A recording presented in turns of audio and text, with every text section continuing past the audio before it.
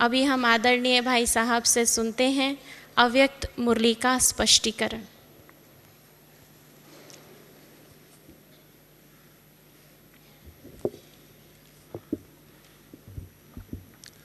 ओम शांति।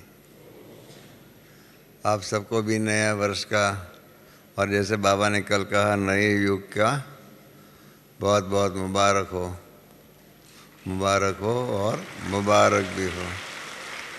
बाहर तो सारे शांतिवन के अंदर तो यही वायुमंडल है, सबको मतलब मुबारक का मतलब सब ये उमंग उत्साह का फेस्टिवल का ही आज रूप है। बाबा ने 2 साल पहले भी नए साल के लिए यही कहा हुआ था कि नए साल के दिन जिस प्रकार से उमंग उत्साह रहता है उस प्रकार से हर वर्ष हर दिन जो है नया वर्ष समझ करके चलो तो हमेशा के लिए उमंग उत्साह बनाए रहेगा। और यही बात बौद्ध धर्म में भी है।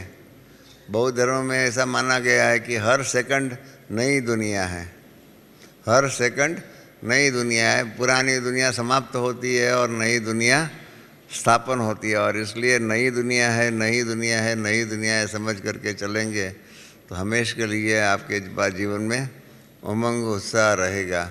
यही बाबा की बात विभिन्न धर्मों में विभिन्न धर्म के लोगों ने अपनाई हुई है।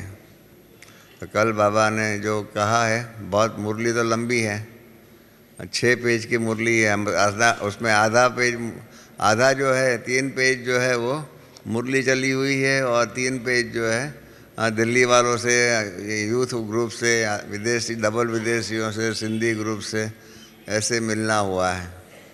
बराबर 2 घंटा और 8 मिनट मुरली चली है। 10:40 को शुरू किया, 8:40 को शुरू किया और 10:48 को बाबा ने मुरली याद प्यार दे करके समाप्त किया। बराबर 2 घंटा और 8 मिनट मुरली चली है। विभिन्न समय पर विभिन्न प्रकार से बाबा मुरली चलाते हैं। इस सीज़न की पहली मुरली जो है, जो डबल विदेशियों के टर्न के अंदर थी, बाबा ने उनको एक ही टर्न में मिलना था, इसलिए मैंने पहले ही बताया था कि वो मिलना जो होता है ना, एक ही टर्न में मिलना होता है, सबको पूरा ही संतोष देना था बाबा को।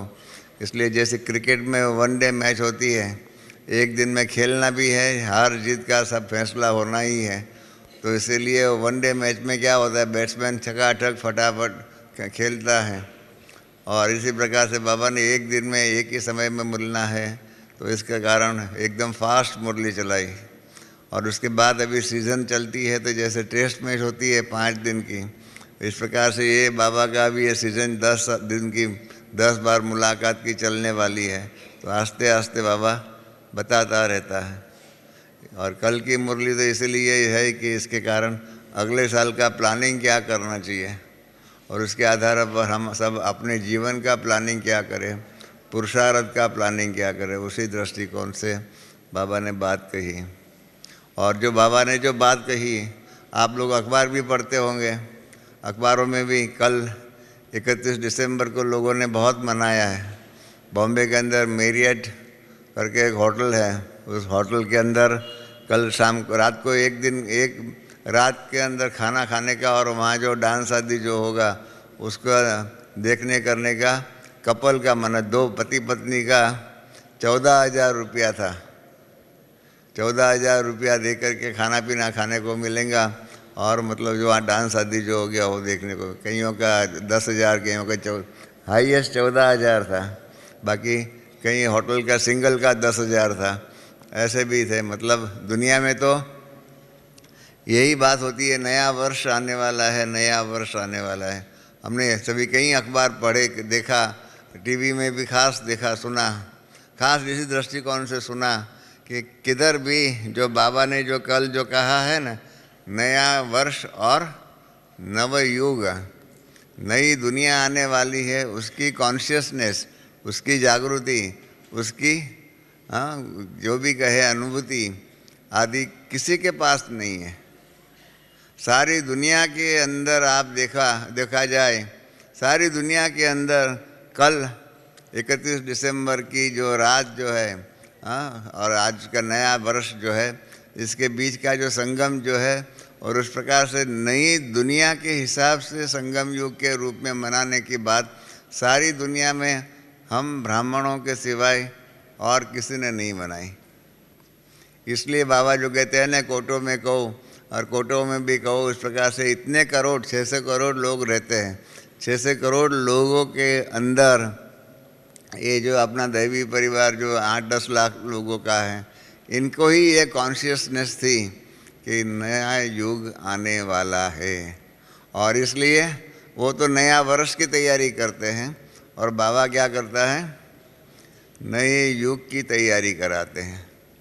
तो ये देखो हमारे पुरुषार्थ और उनके पुरुषार्थ या उनके जीवन में कितना फ़र्क है। वो नया युग नहीं समझते, उनको मालूम ही नहीं है। हम सब यहाँ बैठे हुए, किसी को मालूम था? ज्ञान से पहले किसी को मालूम था कि विश्व परिवर्तन होने वाला है? किसी को मालूम था? हम तो भक्ति मार्ग में यही समझते थे कि अभी कलयुग तो 40,000 वर्ष और चलने वाला है, ऐसा समझते थे। हमको मालूम है, हम चिन्मयानंद जी करके जो एक सन्यासी जो थे उनके पास गए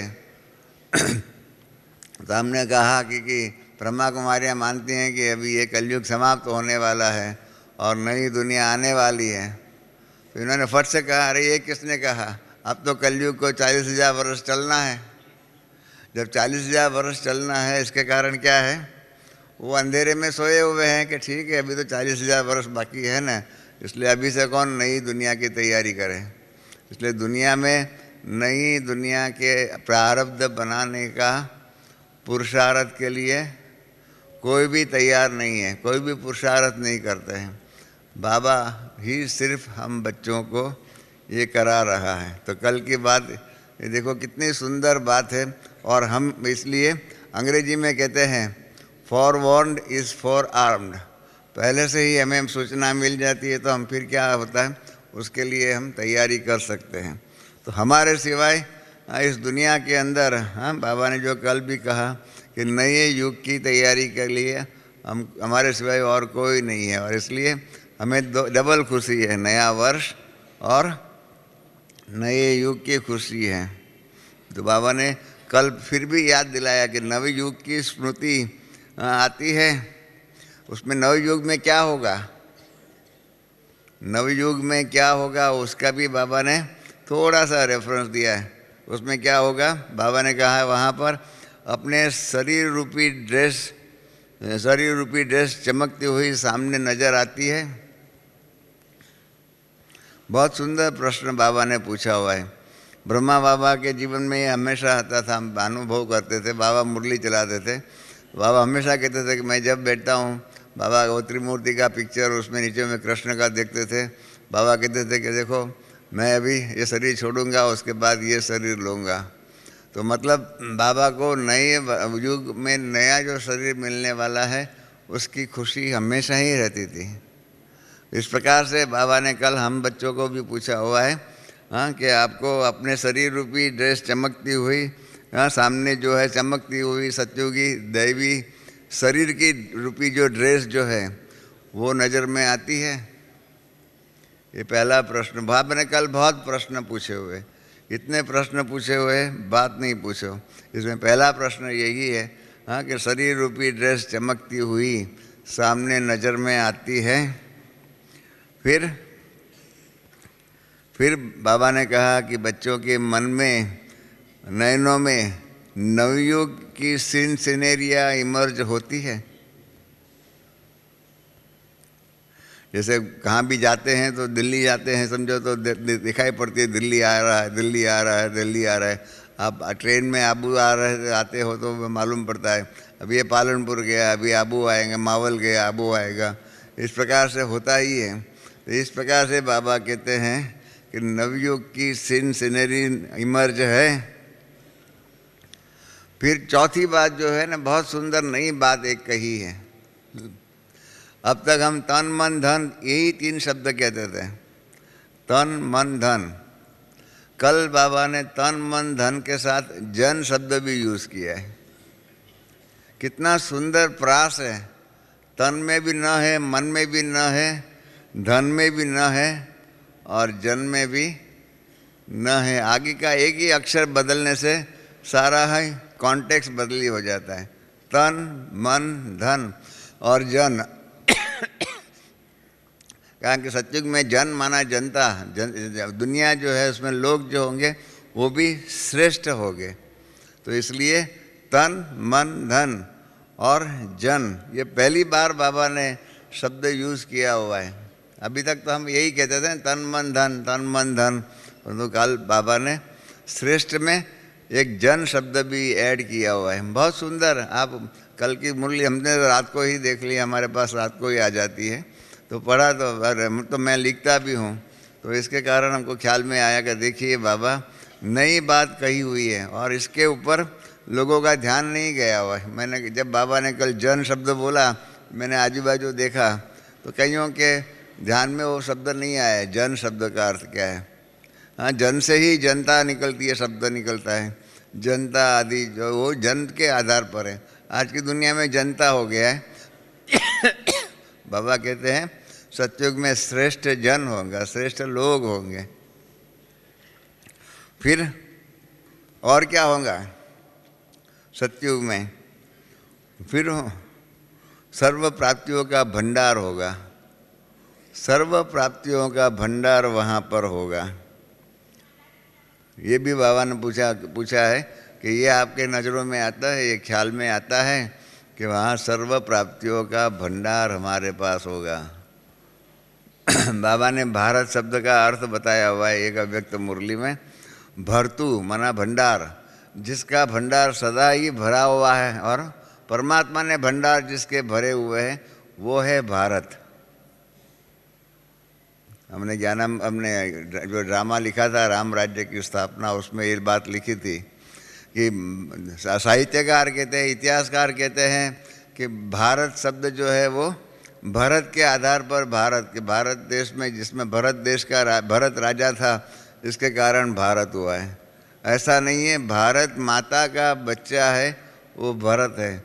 इस प्रकार से होना चाहिए, परंतु इतिहासकार के पास ये दृष्टि नहीं है।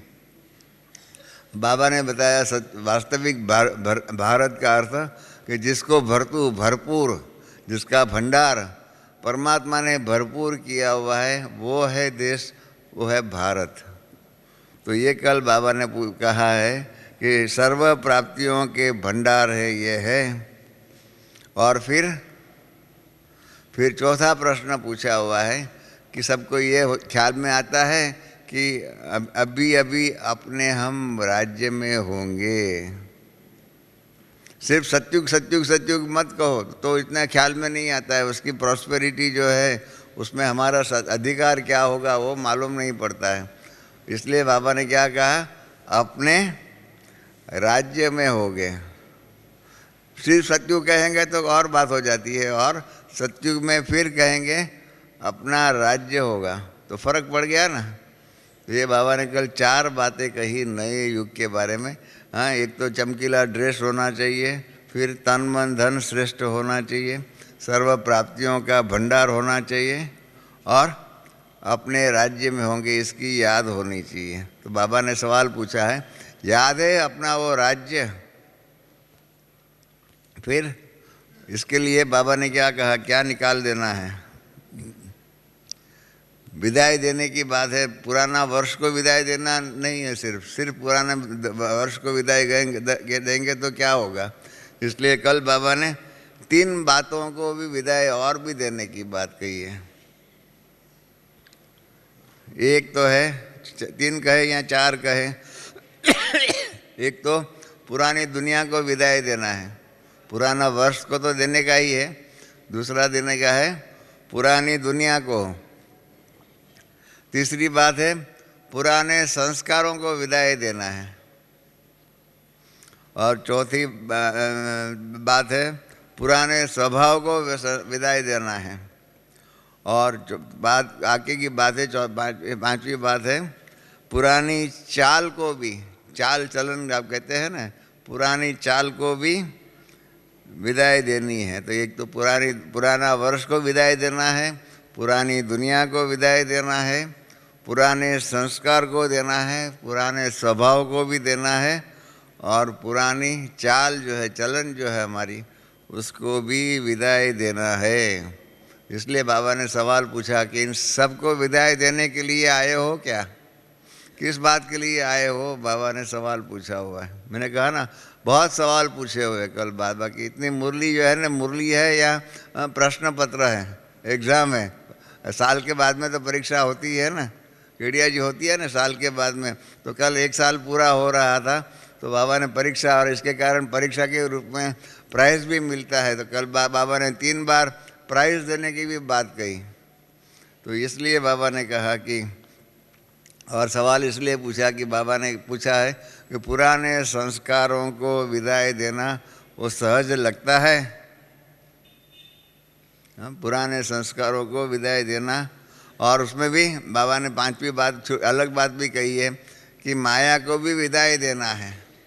माया को विदाई, कल बाबा ने माया के बारे में भी सावधानी सभी बच्चों को दे दिया कि अंत तक माया जो है ना, युद्ध करेंगी, छोड़ेंगी नहीं।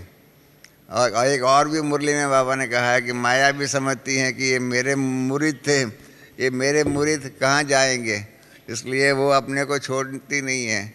जैसे कोई होता है ना, अपने ग्राहक को छोड़ता नहीं है, इस प्रकार से माया भी हमको अंत तक छोड़ने वाली नहीं है। ये भी बाबा ने कल एक बात कही। फिर बाबा ने कहा पुराने संस्कार छोड़ने के बारे में हाथ भी उठवाया। बाबा ने हाथ उठवाया ना, उसमें बाबा ने क्या कहा?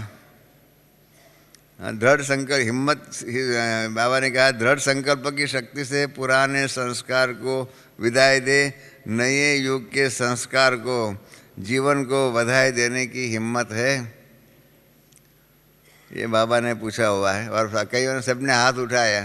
तो उसमें बहुत सुंदर एक बात बाबा ने कल, बाप दादा के कर्तव्य और बाबा के कर्तव्य, बाबा कहीं जगह पर बाप दादा शब्द यूज़ करते हैं, और 2 जगह पर ही कल पहली बार बाबा ने सिर्फ बाबा शब्द यूज़ किया हुआ है। मैंने यही कहा कि हमारी मुरली जो है ना, हमेशा ही मैं हमेशा मानता हूँ कि उसकी गहराई में जाकर के स्टडी करना चाहिए।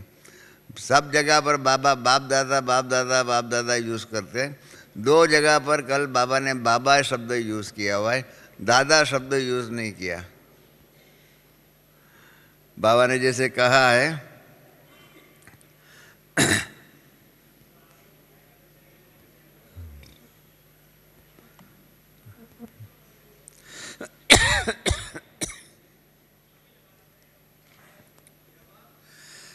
बाबा ने चतुराई से जवाब दिया है। बाबा ने कहा बच्चों ने चतुराई से जवाब दिया है, क्योंकि बच्चे जानते हैं कि हर एक कदम में हमारी हिम्मत एक, और हजारों कदम बाप की मदद मिलनी है।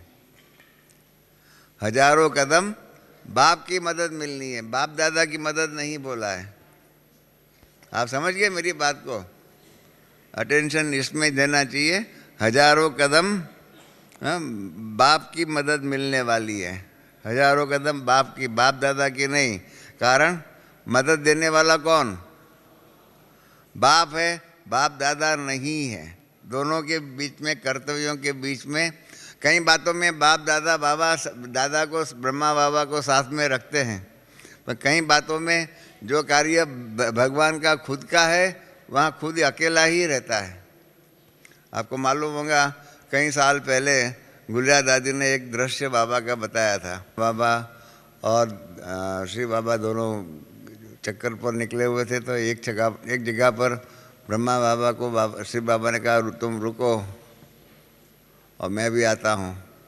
तो 5-7 मिनट में बाबा जा कर के आए। तो ब्रह्मा बाबा ने शिव बाबा को पूछा कि आप कहाँ गए थे? तो कहा कि एक भगत था, वो हनुमान का भगत था, और उसको हनुमान का ही साक्षात्कार करना था। हनुमान के बिना किसी का साक्षात्कार से वो प्रसन्न नहीं होने वाला था। तो इसलिए मैं गया और मैं हनुमान की मूर्ति के अंदर, जड़ मूर्ति थी, उसमें मैं प्रवेश करके उसको हनुमान का साक्षात्कार कराया। तो ब्रह्मा बाबा ने कहा कि आपने क्यों तकलीफ़ लिया?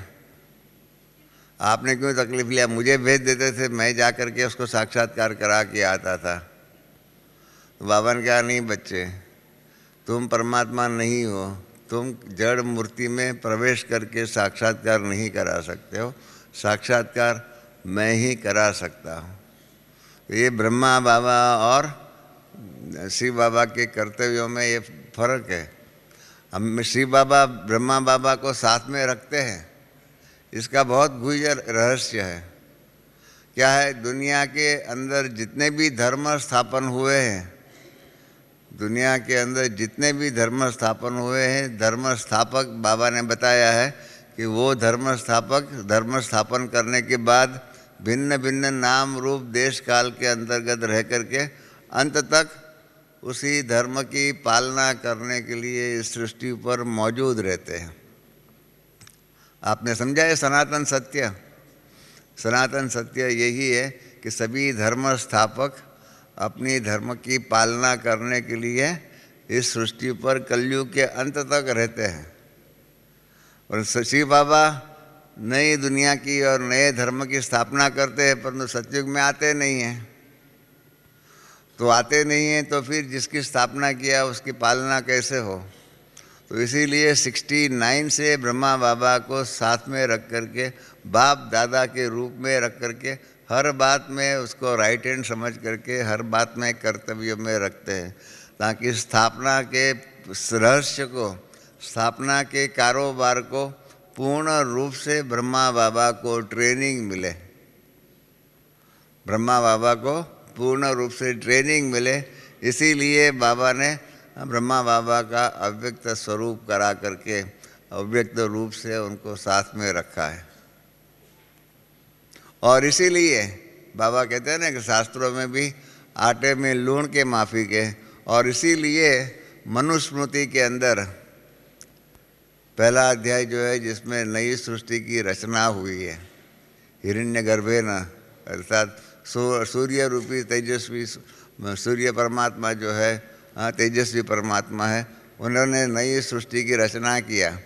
और उसके बाद उसमें मनुस्मृति में आता है कि ये रचना जो हुई वो नई सृष्टि की, उसकी पालना कौन करेगा? परमात्मा तो बैठ करके करेगा नहीं। तो इसीलिए उसमें पहला अध्याय का 10वां श्लोक है जिसके अंदर नारायण शब्द की परिभाषा है।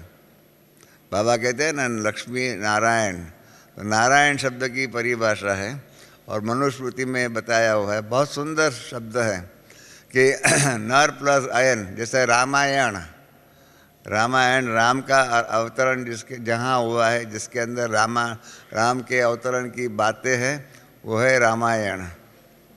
ऐसे ही नारायण, उसके अंदर लिखा हुआ है मनुस्मृति में कि नई सृष्टि की रचना करने के बाद नई सृष्टि की पालना करने के लिए पिछले कल्प में जिस तन में परमात्मा का दिव्य अवतरण होता था, अयन माना अवतरण, जिस तन में पिछले कल्प में अवतरण होता था, उसी व्यक्ति को, उसी आत्मा को निमित्त बना करके उसको नारायण शब्द दे करके, मतलब टाइटल दे करके उसके हाथ में नई सृष्टि का कारोबार दिया। ऐसा शास्त्रों में लिखा हुआ है, जो बिल्कुल बाबा के ज्ञान के हिसाब से 100% राइट है। तो ये डिस्टिंक्शन जो है बाप और दादा, तो ये कल बाबा ने जो कहा 1000 हाथ का मदद मिल सकती है, वो बाबा से मिल सकती है। तो इसलिए वहाँ पर बाबा ने बाप शब्द का उपयोग किया है।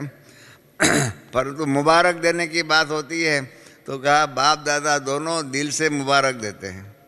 मुबारक देना है, अभिनंदन देना है, तो बाबा और दादा दोनों, क्योंकि उसमें कोई मदद तो देनी नहीं है, सिर्फ मुबारक देना है। आप समझ गए? मदद का अर्थ अलग है और मुबारकबादी का अलग है। और मदद के समय पर बाबा ने कहा बाप ही देता है, परंतु मुबारक के लिए फिर बाबा ने कह दिया बाप और दादा देते हैं। और फिर बाबा ने दूसरी बार जो है ना बाप को दादा से अलग कर दिया। कहा हाँ कि यह हिम्मत को हिला देते हैं क्यों नहीं होगा, करना तो है, होगा, ऐसा ही जो हिम्मत को हिला देते हैं। तो इसलिए बाबा ने कहा जब बाप साथ है तो बाप के साथ में तो का सवाल नहीं होता है। जब बाप साथ में है, फिर वहाँ बाप दादा साथ में नहीं बोला, फिर वहाँ पर बाप साथ में है बोला, क्योंकि मदद करने वाला कौन? ये बहुत डिस्टिंक्शन जो है, कई बार हम लोग जो है ना बाबा और दादा को बीच के कर्तव्य के जो परमात्मा परमात्मा ही है, और ब्रह्मा बाबा कितना भी महान श्रेष्ठ बनते हुए भी वो आत्मा आत्मा ही है, 84 जन्म लेने वाली आत्मा है। उस प्रकार से वो इतनी महान होते हुए भी वो मनुष्य आत्माओं में श्रेष्ठ हो सकती है, परंतु आत्मा कभी भी परमात्मा नहीं बन सकती है। ये डिस्टिंक्शन जो है वो हमारे यहाँ ज्ञान में है। दुनिया में तो क्या है, समझते हैं कि आत्मा सो परमात्मा है, इस प्रकार से मान लेते हैं। बाबा ये डिस्टिंक्शन जो है दोनों के बीच का, जो आदि से अंत तक दोनों के बीच में जो फर्क रहता है ना, वो बताते हैं। बहुत गुह्य बातें हैं। इसलिए मैंने कहा कि बाबा की मुरली को उसकी गुह्यता में जा कर के समझेंगे ना, तब उसकी दिव्यता जो है, महानता जो है, इनसे जो प्राप्तियां जो होती है ना, वो प्राप्तियां हो सकती है। जैसे जैसे इसमें साथ कौन दे सकता है, प्राप्ति कौन दे सकती है? हम जो भी करें, धर्मराज कौन है? शिव बाबा है। धर्मराज भी है, जो भी कहे प्राप्ति दिलाने वाला, ये सब बाप ही है। और इसलिए बाप को ही याद करना है। और इसलिए ब्रह्मा बाबा हमेशा ही कहते थे कि उसको ही याद करो, शिव बाबा को याद करो, इस बाप को नहीं। और इसलिए ब्रह्मा बाबा अंत तक कभी भी अपना फ़ोटो हम बच्चों को देते नहीं थे। कहते नहीं, उसी बाप को ही याद करो, उसका ही फ़ोटो सामने होना चाहिए। तो ब्रह्मा बाबा को भी अपनी लिमिटेशंस मालूम थी, और इसलिए उसी लिमिटेशंस को ध्यान में रखते हुए ही हम बच्चों को हमेशा मार्गदर्शन ब्रह्मा बाबा देते थे। बाबा मुरली में भी साफ कहते थे कि ये बात तो हम भोजन के टाइम पर याद तो करना चाहते हैं, परंतु भूल जाता है। अपनी लिमिटेशंस बहुत बार ब्रह्मा बाबा ने बताई हुई है कि मेरी ये लिमिटेशन है। तो ये बात मतलब कल की मुरली में बहुत सुंदर रूप में बाबा ने बाप और दादा के बीच का फ़र्क क्या है वो बताया हुआ है। फिर बाबा ने सवाल पूछा हुआ है कि इस वर्ष में नवीनता क्या करेंगे। मैंने कहा ना, बहुत से सवाल पूछे हुए हैं। तो उसमें नवीनता के अंदर बाबा ने कहा हुआ है कि हिम्मत का पाँव अभी मजबूत करो। ऐसा मजबूत करो कि कभी हिले नहीं। और इसलिए कहा जैसे कभी हिलते कभी मजबूत रहते, ऐसा नहीं करो। और बाबा ने हम सबका अपना जो कर्तव्य जो है, जो ऑक्यूपेशन जो है, वो भी याद दिलाया कि आपका ऑक्यूपेशन क्या है। हमारे दो ऑक्यूपेशन है, वो बाबा ने कल याद दिलाया। एक हम विश्व कल्याणी है और दूसरा है विश्व परिवर्तक है। कल जो बाबा ने परिवर्तक की बातें की, वो पिछली मुरली में उसकी भूमिका बना लिया था, बैकग्राउंड बना लिया था। पिछले मुरली में, पिछली जो मुरली चली 15 दिन पहले, उसके अंदर जो है बाबा ने अनुभव की शक्ति और परिवर्तन की शक्ति दो बात कही थी। याद होगा आप सबको। अनुभव की शक्ति, अनुभव की अथॉरिटी बनो, और परिवर्तन की शक्ति। वो परिवर्तन की शक्ति किस बात के लिए? विश्व परिवर्तक के लिए परिवर्तन की शक्ति। तो ये दो बातें, दो हमारा ऑक्यूपेशन है। एक तो विश्व कल्याणी भी है और दूसरा विश्व परिवर्तक है। और बाबा ने इसलिए हंसी में सवाल पूछ दिया कि आप विश्व परिवर्तक हो या लंदन परिवर्तक हो या इंडिया परिवर्तक हो। और इसलिए याद दिलाया कि चाहे गांव में रहते हो, चाहे लंदन में रहते हो, चाहे अमेरिका में रहते हो, परंतु आप सबका ऑक्यूपेशन है विश्व कल्याणकारी। और ये विश्व कल्याणकारी के अंदर बाबा ने कहा कि आप 100% विश्व कल्याणकारी हो या 75%। 75% नहीं चल सकता है। बाबा ने कहा 100% ही होना चाहिए। जब बाबा ने ये 100% की बात कही ना, तब हम कनाडा में हम लोग 71 में गए हुए थे। तो कनाडा में जब गए थे तो वहाँ पर इंडियन हाई कमिश्नर था, मिस्टर भड़कमकर करके थे, महाराष्ट्र के थे, वो इंडियन हाई कमिश्नर थे कनाडा के। जब उनसे मुलाकात हुई तो उन्होंने कहा कि मैं 50% ब्रह्मा कुमार हूँ, मैं 50% ब्रह्मा कुमार हूँ। मैंने कहा हमारे यहाँ तो कोई होता नहीं है, आप में से कोई है ऐसा जो 50% ब्रह्मा कुमार और 50% माया कुमार हो? कोई है ऐसा? कोई नहीं है। परंतु उसने कहा कि मैं 50% ब्रह्मा कुमार हूँ। मैंने कहा भाई मैंने तो समझ में नहीं आया, हमारे पास ऐसा कुछ होता नहीं है, या तो पूरा होता है तो नहीं होता है। तो कहा कि मैं आपके माउंट आबू में गया हुआ था, आपका म्यूज़ियम देखा था और आपकी बातें मुझे बहुत अच्छी लगी, तो मैंने आपका लिटरेचर ले लिया और मैं आपका लिटरेचर पढ़ता हूँ और मैं इंडियन हाई कमिश्नर हूँ, तो इसलिए लोग मुझे भारत की फ़िलॉसफ़ी के ऊपर भाषण करने के लिए बुलाते हैं। मैं तो साइंस ग्रेजुएट हूँ, मेरे को फ़िलॉसफ़ी का इतना नॉलेज नहीं था, परंतु जब लोग समझते हैं भारत का सभी फिलोसोफर ही होते हैं, तत्वज्ञानी होते हैं इसलिए कनाडा की यूनिवर्सिटी सब मुझे भारत की फ़िलॉसफ़ी के ऊपर भाषण करने के लिए बुलाते हैं। तो मैं क्या करता हूँ, मैं आपकी किताबें लेता हूँ, आपकी किताबों का फ़िलॉसफ़ी का नॉलेज और मेरा साइंस का नॉलेज, तो 50% आपका नॉलेज, 50% मेरा साइंस का नॉलेज, वो दोनों मिक्स करके मैं भाषण करता हूँ। इसलिए मैं 50% ब्रह्मा कुमार हूँ। हर एक का अपना अपना ऑक्यूपेशन होता है ना, मालूम होना ही चाहिए मैं कितना हूँ। मालूम है ना, भक्ति मार्ग में कहानियाँ सुनी हुई होंगी। हाँ, एक भगत जो है, हाँ, उसको मोटर कार की ज़रूरत थी। भक्ति मार्ग की कहानियाँ है, मोटर की ज़रूरत थी तो गणपति के पास गया कि हे भगवान, हे गणपति देव, मेरे को मोटर कार दो। तो गणपति ने उसको जवाब दिया कि मूर्ख, मेरे से मोटर कार मांगता है? अरे मेरे पास मोटर कार होती तो मैं ये चूहा को क्यों रखता वाहन के रूप में? मेरे पास ही मोटर कार नहीं है तो इसलिए मैंने चूहे को वाहन रखा है, और तुम मेरे से मोटर कार मांगता, मैं कैसे तुमको दूंगा? ऐसे ही दूसरी कहानी है, एक भाई की पत्नी जो है ना गुम हो गई, तो राम के पास गया, भगवान मेरी पत्नी गुम हो गई है, ढूंढने में मदद करो। तो राम ने कहा अरे मूर्ख, मेरी पत्नी गुम हो गई थी तो मैंने हनुमान को भेजा था, वो ढूंढ के आया, और तुम मुझे कहता है जाओ तुम हनुमान के पास जाओ, वो तुम्हारी पत्नी को ढूंढ के देगा। ऐसे लोग जो है ना भक्ति मार्ग में कहानियाँ बैठ करके बनाते हैं, और साधु संत महात्मा जो है ना ऐसी कहानियाँ बता करके अपने भक्तजन जो होता है ना उसको मनोरंजन करते हैं।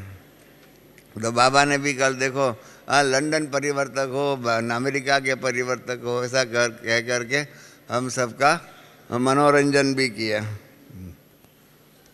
और बाबा ने कहा है कि आप बच्चों ने परिवर्तन में क्या कहा है? बाबा ने कहा है कि आप बच्चों ने तो चैलेंज भी दिया है कि हम प्रकृति को भी, उसका भी परिवर्तन करेंगे।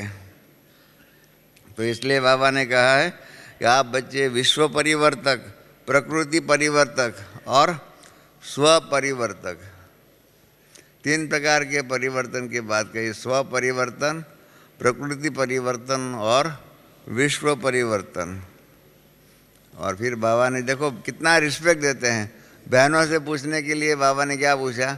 शक्ति सेना करके पूछा। कितना रिस्पेक्ट से बाबा बात करते हैं। और इसने विश्व परिवर्तन में भी, भाई परिवर्तन में भी स्व परिवर्तन के साथ साथ ब्राह्मण परिवार का भी परिवर्तन। अब तक हम अपने बारे में ही सोचते थे, अपना ही परिवर्तन करें। कल बाबा ने 3 बातों का, स्व परिवर्तन, ब्राह्मण परिवर्तन और विश्व परिवर्तन। इस प्रकार से हमारा परिवार जो है, इस परिवार में भी परिवर्तन नहीं हुआ होगा तो क्या होगा? हमको सुख कहाँ से मिलेगा? हम पैसे वाले बने तो हमारे रिश्तेदार सब गरीब होंगे तो हमारा सुख 100% परफेक्ट कैसे रहेगा? तो इसलिए बाबा ने, क्योंकि यही परिवार है, ब्राह्मण परिवार के अंदर भी परिवर्तन करना इसलिए है कि यही परिवार जो है, जो यहाँ हम बैठे हुए दैवी परिवार के रूप में, इसी परिवार के बीच में हम इसी भिन्न भिन्न नाम रूप से 2,500 वर्ष को पहले सतयुग त्रेता के और उसके बाद के भी कलयुग तक के 84 जन्मों में आप सब हम सब मिलजुल करके ही भिन्न नाम रूप देश काल में रहने वाले हैं। इसलिए ये ब्राह्मण परिवार को बाबा ने कहा इनका भी हमें परिवर्तन करना ही होगा। और फिर बाबा ने कल हम सबको अपना लक्ष्य भी याद दिलाया। देखो एक मुरली में कितनी बातें बाबा ने कह दिया है। बाबा ने प्रश्न पूछा कि आप सबको अपना लक्ष्य याद है, तो फिर क्या लक्ष्य है? बाबा ने कहा कि सबको लक्ष्य है बाप समान बनना। बाप समान बनने का लक्ष्य भी याद दिला दिया। 70 वर्ष पूरा हो गया है, 71वां वर्ष शुरू हो रहा है, वो भी बता दिया। तो इसलिए बाबा ने कहा कि क्या करो। हाँ, बाबा ने इसलिए कहा है कि बाप को प्रत्यक्ष करने के पहले स्व को प्रत्यक्ष करो। विश्व के आगे अपने आप को भी प्रत्यक्ष करो। बाप को प्रत्यक्ष करने के पहले स्व को प्रत्यक्ष करो। इसलिए बहनों को बाबा ने कहा हुआ है शिव शक्तियाँ यह वर्ष स्व को प्रत्यक्ष शिव शक्ति के रूप में करें। और इसलिए बाबा ने जानकी दादी को भी पूछा करेंगे या नहीं। माना शिव शक्तियों को, बहनों को भी शिव शक्ति के रूप में विश्व के सामने अपने आप को प्रत्यक्ष करना है। क्योंकि अभी तक हम शिव शक्ति के रूप में प्रत्यक्ष नहीं होंगे तो विश्व के आगे देवियों के रूप में, देवी देवताओं के रूप में प्रत्यक्ष कैसे होंगे। ये सारा ही कनेक्शन है। अभी शिव शक्ति होगी वही फिर सतयुग में, त्रेता में, और उसके बाद द्वापर युग के बाद यही हम देवी देवताओं के रूप में होगा। जिसके लिए बाबा ने आगे मुरली में भी कहा है कि आपका मतलब यादगार जो है आपका है या नहीं। विदेशियों को भी पूछा है और फिर बाबा ने दिलवाड़ा का याद दिलाया कि दिलवाड़ा आपकी यादगार है। और फिर बाबा ने समय भी नोट कराया। कल क्या होता है भक्ति दुनिया में होता है ना, जन्म होता है, तारीख कितने बजे जन्म हुआ, समय भी नोट कराते हैं। क्या होता है उसके आधार पर जन्म पत्री बनती है ना, तो जन्म पत्री में न सिर्फ तारीख याद होनी चाहिए परंतु समय भी याद होना चाहिए। कितने बजे बच्चे का जन्म हुआ या बच्ची का जन्म हुआ। इस प्रकार से कल बाबा ने कहा आज तारीख भी नोट करो और टाइम भी नोट करो। और मुरली लिखने वाले, मुरली टाइप करने वाले ने जब बाबा ने कहा ना टाइम भी नोट करो, उस टाइम पर बराबर 9:20 थी। तो मैंने भी उसी टाइम बाबा ने कहा ना टाइम भी नोट करो, तो मैंने भी उसी टाइम पर लिख लिया। कभी इस टाइम पर 9:20 हुई है। और हमारे राजू भाई जो मुरली टाइप करता है यहाँ, उनके जो भी साथी ने किया होगा, इन्होंने भी नोट कर दिया कि इस टाइम पर जब बाबा ने कहा नोट करो, समय भी नोट करो, तो उसने मुरली में भी वो नोट कर दिया 9:20 है। और फिर बाबा ने पांडवों को भी याद किया कि आप पांडव भी विजयी पांडव है। और फिर माया का बारे में भी बता दिया कि माया अपना लास्ट टाइम तक आना बंद नहीं करेंगी। और बाबा ने इसलिए काम बताया, माया का काम है आना और आपका क्या काम है, विजयी बनना। और इसलिए बाबा ने याद दिलाया कि जब 12 बजेगा तब पुराने वर्ष को विदाई सिर्फ देंगे। घंटे जो बजते हैं, आज घंटे बजाओ तो किसका घंटा बजाएंगे, दिन का, वर्ष का, या माया की विदाई का घंट बजेगा। ये बाबा ने याद दिलाया। फिर बाबा ने हमारी एक कमी के बारे में बताया कि हम बच्चे प्लानिंग बुद्धि तो बहुत अच्छे हैं, बहुत अच्छा प्लानिंग करते हैं, परंतु क्या है उसमें हमारी प्लानिंग में एक बात की कमी है। हम बच्चों के अंदर परिवर्तन शक्ति की कमी होने के कारण कुछ परिवर्तन हमारा होता है, कुछ प्राप्ति होती है, कुछ रह जाती है। तो 2 बातों की कमी बताई। एक तो परिवर्तन शक्ति की कमी है और दूसरी कमी बताई बाबा ने कल, दृढ़ता की शक्ति की कमी, परिवर्तन की शक्ति की कमी, और दूसरा दृढ़ता की कमी। संकल्प तो बच्चे बहुत अच्छे अच्छे करते हैं। हाँ, बाबा ने 4 बातें बताई है संकल्प के बारे में, दृढ़ता के संकल्प के बारे में। हाँ, बताया है आपने सभी ने क्या क्या किया। बहुत अच्छे अच्छे पत्र भेजते हैं, कार्ड पत्र आदि सभी अंजाम भी करते हैं, बहुत अंजाम भी कितने वायदे भी करते हो, कार्ड भी भेजते हैं, अंजाम भी करते हैं, वायदे भी करते हैं और पत्र भी लिखते हैं। ये सारी बातें बाबा के पास पहुंच जाती हैं। और बाबा ने कहा यहाँ जो बैठे हुए हैं उसके तो दिल के अंदर जो धड़कन में जो होती है, वो भी दिल की आवाज़ जो है ना, वो भी बाप के पास पहुंच जाती है। एक तो है हमारी कमजोरी का भी ज्ञान सुनाना। ज्ञान का अर्थ जो है ना, एक फिलोसोफर ने बताया हुआ है, ज्ञान का अर्थ है हमारी शक्ति और कमजोरी दोनों का ज्ञान होगा, उसको ज्ञान कहते हैं। तो बाबा ने कल हमारी शक्तियों का भी ज्ञान दिया कि हम विजयी पांडव है, उस प्रकार से विजयी का भी उसका भी ज्ञान दिया, और कमियों का भी ज्ञान दिया कि 2 बातों की कमी है। एक कमी है अलबेलापन, एक कमी है अलबेलापन, और दूसरी कमी है, दूसरी कमी है कि दूसरों को देखने का। हम औरों को देखते हैं, हम बाबा को नहीं देखते हैं, दूसरों को देखते हैं। और इसलिए क्या होता है, अलबेलापन के कारण बाबा कहते हो जाएगा, कर तो रहे हैं, जरूर हो जाएगा, ऐसा गेंगे गेंगे करते रहते हैं। तो ये बाबा ने कल हमारी 2 कमियाँ, परिवर्तन की शक्ति की कमी और दृढ़ता की कमी। और दृढ़ता क्यों कमी होती है, कारण के अलबेलापन है और हम औरों को देखते हैं। और इसलिए बाबा ने बहुत सुंदर एक बात कही। बाबा हमको सजेशन देता है, परंतु कितना युक्ति से देता है। कहता है मैं एक बात बताऊं, ऐसा 2 बार 3 बार पूछा और उसके बाद बताया कि एक शब्द की विदाई देने का है। एक शब्द है कारण, कारण के बदली में निवारण हो, समस्या खत्म और समाधान स्वरूप बनो, समस्या स्वरूप नहीं बनो।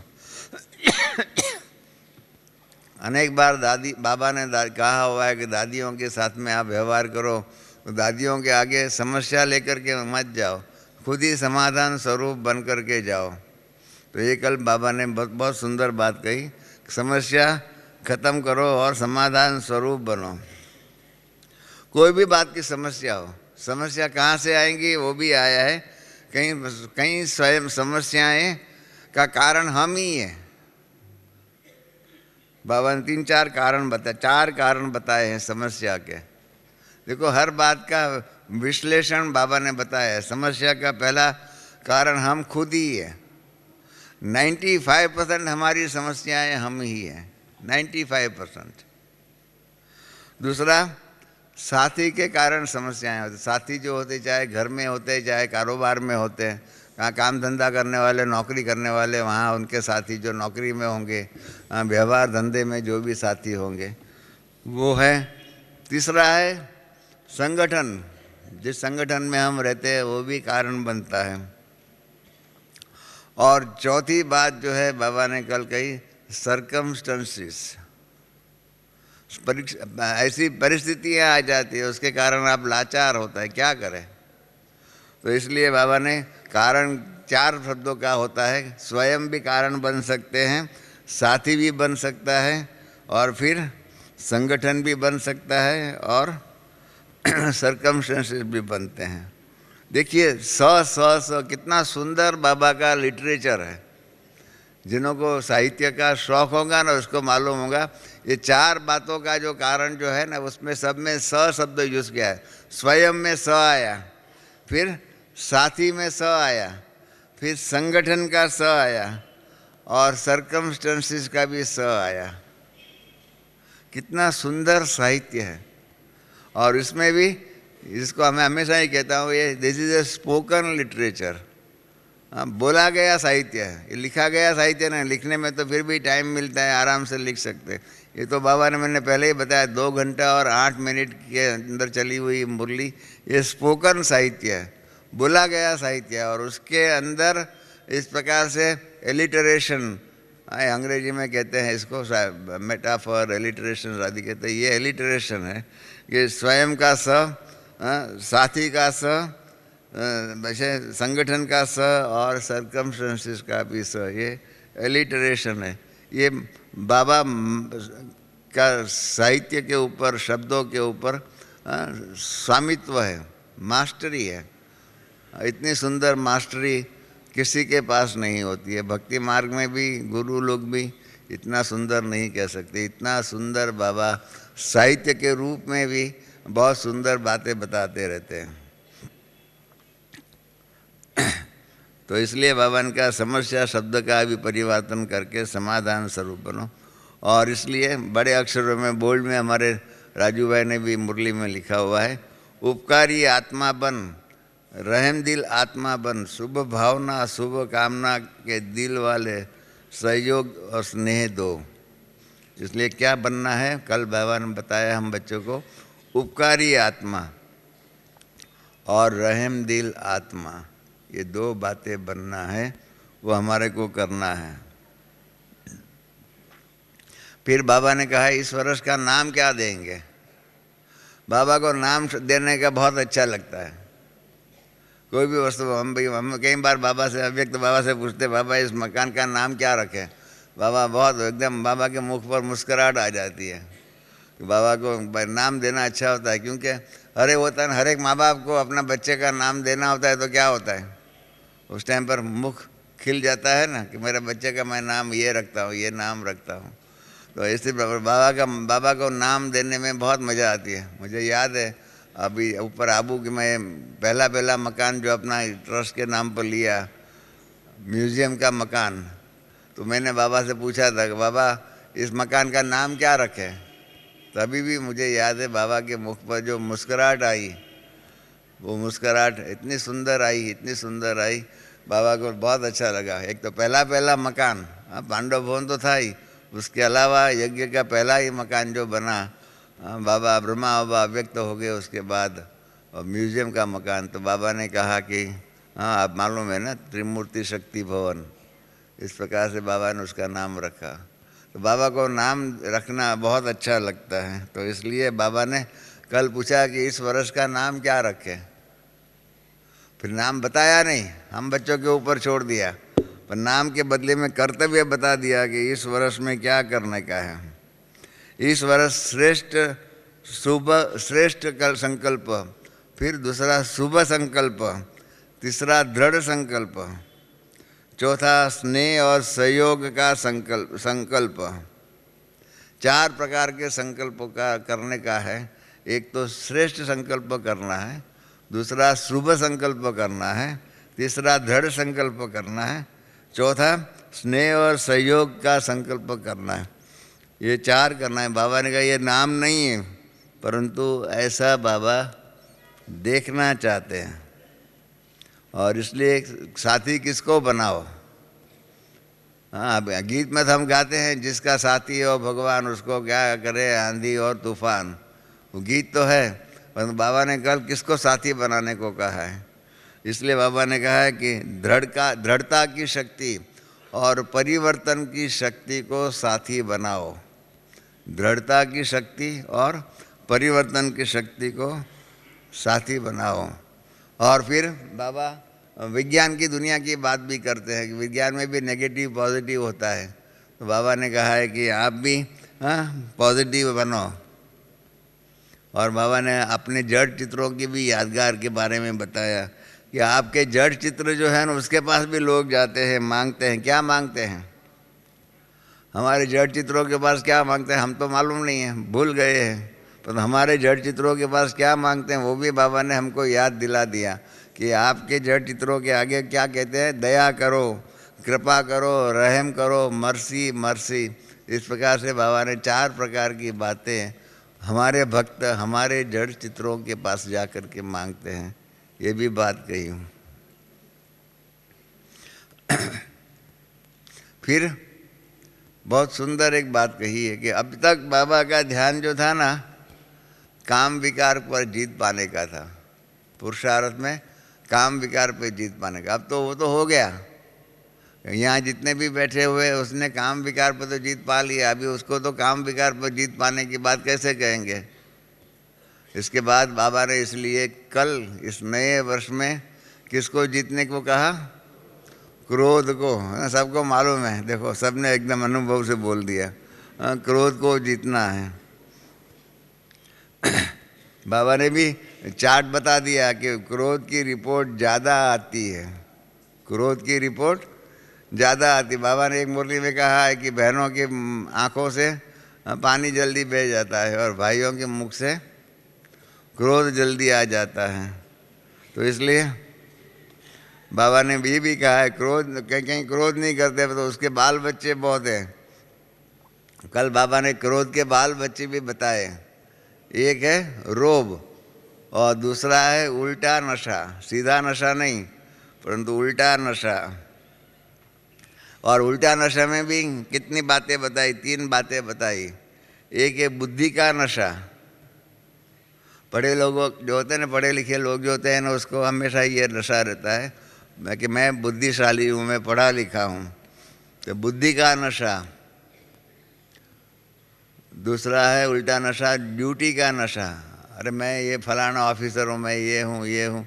दुनिया के अंदर सत्ता का नशा बहुत रहता है। और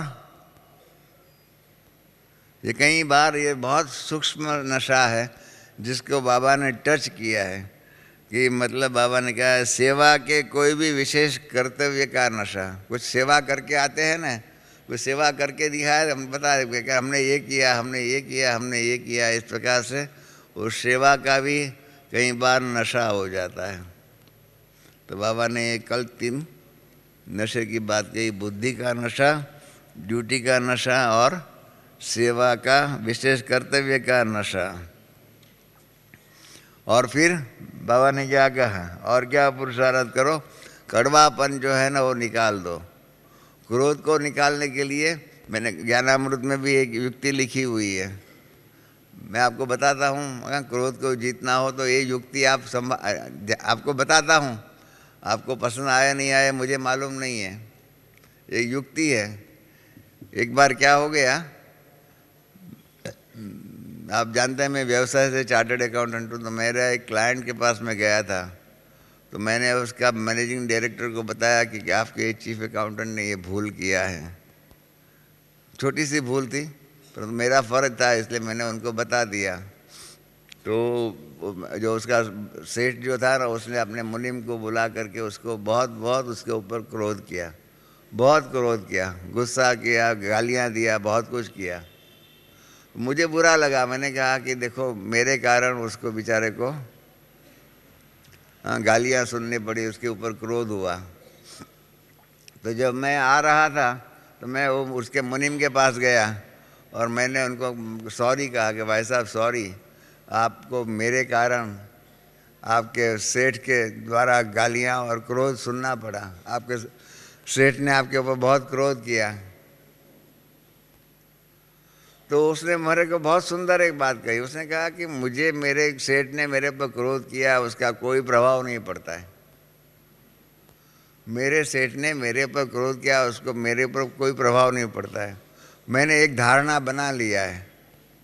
मैंने कहा ये तो अपने ब्रह्मा कुमार से भी आगे बढ़ गया कि मैंने एक धारणा बना लिया, इसके कारण उसके क्रोध का मेरे पर प्रभाव नहीं पड़ता। मैंने कहा अच्छा बताओ, ये तो बहुत अच्छी बात है, क्या तुमने धारणा बनाई है?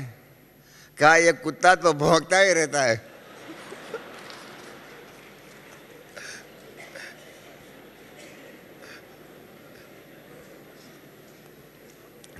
उसने क्या कहा कि कुत्ता तो भौंकता ही रहता है इसलिए उसका मेरे ऊपर प्रभाव नहीं पड़ता है। परंतु मुझे लगा, उस दिन से मैंने नक्की किया कि अगर मैं किसी के ऊपर क्रोध करूं तो सामने वाला मेरे लिए क्या समझेगा।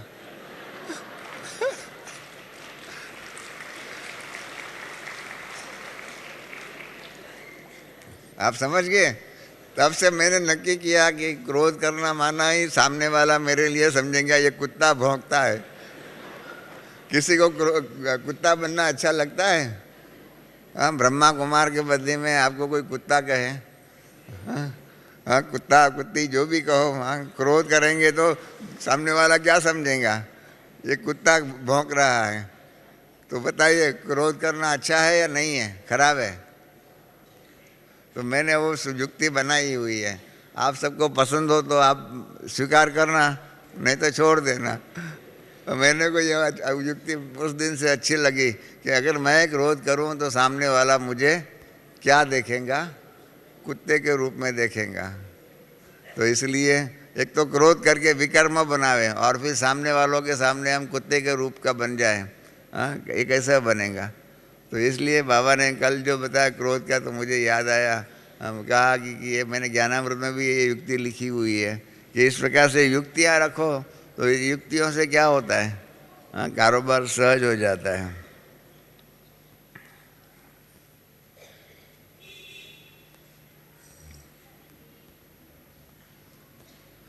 बाबा ने फिर से लास्ट में फिर से कहा कि मेजॉरिटी में रिजल्ट में विकारों से क्रोध या क्रोध के बाल बच्चों की रिपोर्ट ज़्यादा है। ये बाबा ही बता सकता है, बाबा ही बता सकता है। मेजॉरिटी में है, माना हम क्या समझे अपने आप को, क्रोध या तो क्रोध के बाल बच्चे का रिपोर्ट सबका ज़्यादा है। ये बात बाबा ने कल बहुत हम बच्चों का ध्यान खिंचवाया। और फिर बाबा ने कड़वाइश जो है, कटुता जो है ना, वो निकालने के लिए भी कल बाबा ने हम बच्चों के ऊपर ध्यान खिंचवाया, कड़वाइश निकाल दो। और फिर बाबा ने कहा कि आप बच्चे वचन तो लेते हो, तो वचन लेते हो परंतु क्या हो गया, पालन नहीं करते हो। हाँ, बाबा ने भक्ति मार्ग की दृष्टि ज्ञान के हिसाब से कहा कि दुनिया में भी होता है, कहीं ऐसे होते वचन लेते हैं परंतु वचन कहते हैं ना, प्राण जाए पर वचन न जाए, इस प्रकार से कहते हैं। हमने वचन के बारे में भी ज्ञानामृत में कहानी लिखी हुई है कि इंग्लैंड के अंदर एक बहुत अंग्रेज लेखक हो गया, प्रोफेसर जॉनसन। और जॉनसन बहुत बड़े नामी ग्रामी लेखक इंग्लैंड का हो गया। वो रविवार के दिन चर्च में गया हुआ था। चर्च में गया तो वहाँ जो प्रीस्ट जो है, उसने उस दिन जो अपना प्रवचन किया उसमें यही कहा कि ये सिगरेट पीना जो है ना, वो अच्छा नहीं है, सिगरेट से कैंसर आदि होता है, ऐसे ऐसे बातें कही। और उसके कारण उसने वो प्रीस्ट ने भाषण के अंत में सवाल पूछा कि आज से सिगरेट पीना जो बंद करेगा वो हाथ खड़ा करे। तो कईयों ने हाथ खड़ा किया ना, उसमें ये अपने जो प्रोफेसर जॉनसन था, वो जॉनसन बहुत सिगरेट पीता था, तो उसने भी हाथ खड़ा किया। तो प्रीस्ट ने जॉनसन साहब को देख करके कहा, अरे जॉनसन साहब, सिगरेट छोड़ना के मासी का घर नहीं है, आपने वचन तो लिया, मासी का घर नहीं है, आप वचन तो लेते हो, छोड़ेंगे? तो जॉनसन साहब का जवाब बहुत अच्छा था। उसने कहा, साहब मैंने 51 बार प्रतिज्ञा किया है, मैंने 51 बार प्रतिज्ञा किया है, माना 50 बार लेकर के तोड़ी हुई है। आप समझिए इसका अर्थ। 51 बार प्रतिज्ञा किया है, माना हम सब ऐसे ही 51 बार प्रतिज्ञा करने वाले। बाबा ने कई बार, कितनी बार हमारे से प्रतिज्ञा कराई है। बाबा ने कहा इसकी पहले की मुरली, एक मुरली में कहा है, अभी मैंने आप बच्चों से फॉर्म बनाना, प्रतिज्ञा कराना बंद कर दिया है, क्योंकि मेरे पास आपकी प्रतिज्ञा की फाइल बहुत लंबी चौड़ी हो गई है। आप प्रतिज्ञा करते हो, मैं फाइल में कागज़ डाल देता हूँ। जैसे हम कॉन्फ्रेंस करते हैं ना, उसके अंदर रेजोल्यूशन पास करते हैं, जितनी कॉन्फ्रेंस होती है इतने रेजोल्यूशन बनते हैं और इतने ही फाइल में चले जाते हैं। इस रेजोल्यूशन का कोई प्रभाव पड़ता नहीं है सब जगह पर। इसी प्रकार से हमारे से अनेक बार बाबा ने प्रतिज्ञा कराई, परंतु क्या होता है, उसका रिजल्ट नहीं निकलता है, हकीकत है।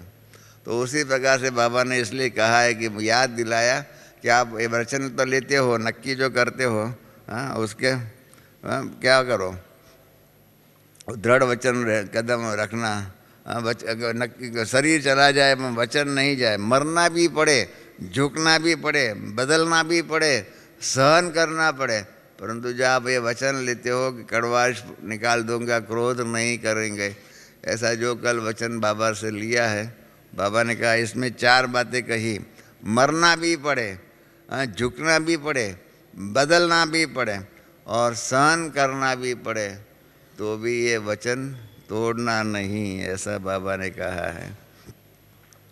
वचन में दृढ़ रहना है, दृढ़ता ही, बाबा ने सुंदर एक बात कही, दृढ़ता ही सफलता की चाबी है। बहुत सुंदर स्लोगन बाबा ने कल दिया है कि दृढ़ता ही सफलता की चाबी है। फिर बाबा ने पूछा क्या नवीनता करनी है, फिर से बाबा घड़ी घड़ी वही बात, हार्प जिसको कहते हैं, फिर से स्व सहयोगी और विश्व के परिवर्तन की नवीनता करनी है।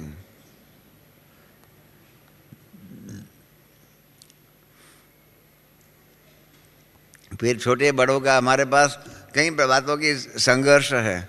इसमें एक है आगे पहले आने वाले, बाद में आने वाले, छोटे बड़े। कहीं बड़ों को कहो तो छोटे के कारण ऐसा होता है, और छोटों को कहो तो बड़े ऐसा करते हैं, ऐसा होता है। इस प्रकार से हमारे पास संघर्ष है ही है। जैसे आगे बैठने वाले पीछे बैठने वाले हैं, इस प्रकार से संघर्ष ऐसे ही छोटे बड़ों का है। इसको भी बाबा ने कल टच किया और कहा कि छोटे भी बाप समान ही है। हर एक बच्चा बाप के अधिकारी है, चाहे पहली बारी आया है या कितनी भी बारी आया हो, वो बाप का अधिकारी बच्चा ही है। और फिर बाबा ने आपस में इस नया वर्ष के बारे में जो भी कहा है, उसके सफलता के लिए प्रोग्राम बनाने के लिए कहा है।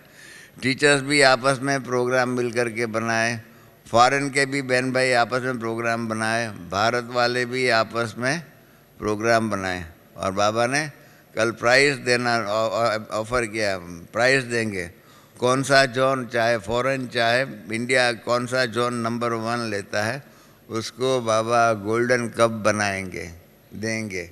बाबा ने कहा बाबा अभी गोल्डन कप बना रहे हैं, तो गोल्डन कप लेने की बाबा ने ऑफ़र किया हुआ है। क्योंकि वर्ष पूरा होता है, परीक्षाएं होती है, उसके पास होते हैं तो उसमें प्राइज़ तो मिलती है ना, इस प्रकार से। और फिर बाबा ने मतलब कहा है कि दुख, बाबा ने कहा आपकी दुनिया में नए नए प्रकार के दुख आते रहते हैं, नए नए प्रकार के दुख आते रहते हैं, और दुख अशांति के नए नए कारण बनते रहते हैं। जैसे बीमारियां नए नए आती है ना, इस प्रकार से बाबा ने कहा दुख और अशांति जो है ना, उसके भी नए नए कारण निकलते जाते हैं। और इसलिए बाबा ने आप सभी बच्चों को दुख की पुकार सुनते हुए परिवर्तन चाहते हैं। और इसलिए बाबा ने हम बच्चों को, देखो हम बच्चों को भगवान क्या कह रहा है कि हे मास्टर सुखदाता बच्चे, दुखियों पर रहम करो। बाबा हम बच्चों को कहता है हे मास्टर सुखदाता बच्चे। हाँ, देखो दुनिया में भक्त भगवान को कहता है, यहाँ बाप हम बच्चों को कहता है कि हे मास्टर सुखदाता बच्चे, दुखियों के ऊपर रहम करो। वो गीत जो है ना, दुखियों पर रहम करो, माँ बाप हमारे, दुनिया भक्त मांगती है भगवान से, यहाँ भगवान हम बच्चों को कह रहे हैं कि हे सुखदाता, मास्टर सुखदाता बच्चे, दुखियों के ऊपर रहम करो, दुखियों को दुख से छुड़ाओ। क्या करो, एक क्या तो दुखियों से दुख से छुड़ाओ, या मुक्ति धाम में की शांति दिलाओ। और इसलिए हर एक आत्मा को दिल का स्नेह और सहयोग की गिफ्ट दो। सौगात देने के लिए कही है बात, बहुत सुंदर। आगे लास्ट में बाबा ने बात कही, स्टॉक जमा किया हुआ है या नहीं। हाँ, मधुबन में मुन्नी बहन के सामने देख कर के बाबा ने कहा मधुबन में स्टॉक बहुत जमा रखती है। तो स्टॉक तो रखते ही है, इतना खाना पीना लोग का आता है, इतना गेहूँ इतना चावल सबका स्टॉक रखना ही पड़ता है ना। एक दिन का एक बार चावल होता है। हम पूछते हैं तो एक बार खाना पकाना होता है। एक बार का खाने में 9 बोरी चावल जाता है। घर में एक आप बहनें यहाँ बैठी हुई है, आपके घर में 1 बोरी चावल कितना मास चलेगा? कितना मास चलेगा? और यहाँ पर एक टाइम का चावल बनाने में 9 बोरी चावल चाहिए। कितना जमा तो रखना ही पड़ेगा ना यहाँ पर। हाँ, कितना 9 बोरी सुबह, 9 बोरी शाम को, इस प्रकार से कितना हो जाता है। तो इस प्रकार से यहाँ देखो यज्ञ ही है, घर घर ही है, सेवा केंद्र ही है। सेवा केंद्र में क्या होता है? इतना तो नहीं होता है कि 9 बोरी चावल एक साथ में यूज़ में आ जाए। आप यज्ञ का कारोबार आकर के देखेंगे तब मालूम पड़ेगा कितना ज़बरदस्त कारोबार है, ज़बरदस्त कारोबार, बहुत इतना बेहद का कारोबार है। इतने लोग आए, कल देखिए 19,000 लोग थे। 19,000 लोगों को दूध की खीर खिलाना कोई मासी का घर नहीं है। इतना दूध बनाना, मतलब दूध लाना, दूध तो आप जानते हैं कितनी नाजुक चीज़ है, बिगड़ जाए तो खलास 1 सेकंड में बिगड़ जाता है। और दूध अपने पालनपुर से मंगाना पड़ता है, सुबह मंगा करके उसका वो गरम करना पड़ता है, उबालना पड़ता है, उसके अंदर फिर खीर बनाने के लिए माताओं को मालूम है कैसे खीर बनती है, वो बना करके और ऐसा भी इसका रेशनिंग नहीं कि भाई एक कटोरी ही खीर मिलेंगी, ऐसा भी नहीं, जिसको जितना चाहिए इतना मिले। और इतना 19,000 कल लोग थे, 19,000 लोगों को खीर मिले, कितना बड़ा कारोबार होगा। अपने घर में 5 भी मेहमान आ जाए तो क्या होता है? हमारे पास यहाँ एक बार साधु सम्मेलन हुआ था, संत सम्मेलन। तो हरिद्वार का एक संत महात्मा ने कहा, एक महामंडलेश्वर था, उसने दादी जी को कहा कि दादी जी ये सम्मेलन के टाइम पर हमारे साथ में यहाँ पर 3,000 लोग आए हुए हैं, तो ये 3,000 लोगों का खाने पीने का ध्यान रखने में आपका ब्लड प्रेशर बढ़ता नहीं है? तो दादी ने कहा अभी तो सिर्फ 3,000 लोग ही है, अभी तो सिर्फ 3,000 है। हाँ, दादी के लिए 3,000 मामूली था। वो सन्यासी महात्मा ने कहा अरे दादी जी मेरे आश्रम में तो 100 भी आ जाते हैं ना, मेरा ब्लड प्रेशर एकदम बढ़ जाता है। 100 भी आ जाता है मेरा ब्लड प्रेशर बढ़ जाता है, और आप कहते हो सिर्फ 3,000 ही है। तो ये देखिए दोनों की एटीट्यूड में फ़र्क। एक के पास 100 भी मेहमान आ जाए तो उसका ब्लड प्रेशर हाई हो जाता है, बढ़ जाता है। अरे कैसे सबको खिलाऊंगा, सबको क्या होगा, कैसे होगा। और दूसरी व्यक्ति कहती है सिर्फ 3,000 है, जैसे कि 3,000 तो कुछ नहीं है। क्योंकि दादी ने कहा कई बार ही हमारे पास तो 20-20, 25-25 हज़ार लोग होते हैं। तो ये यज्ञ का कारोबार जो है ना, आप यहाँ मेहमान बन कर के ही आते हैं, सेवाधारी बन कर के आते हैं, उनको थोड़ा भी मालूम होगा। हम यहाँ कारोबार में रहते हैं तो मालूम है कि यज्ञ का कारोबार कितना बेहद का है। और इस बेहद के कारोबार को जब देखते हैं ना तो हमारी वृत्ति ऑटोमेटिकली बेहद की बन जाती है। आप सबको पुरुषार्थ करना पड़ता है बेहद में रहने का, और यहाँ पर कारोबार ही इतना बेहद का है, हम बच्चों को अपने आप बेहद का बना देता है।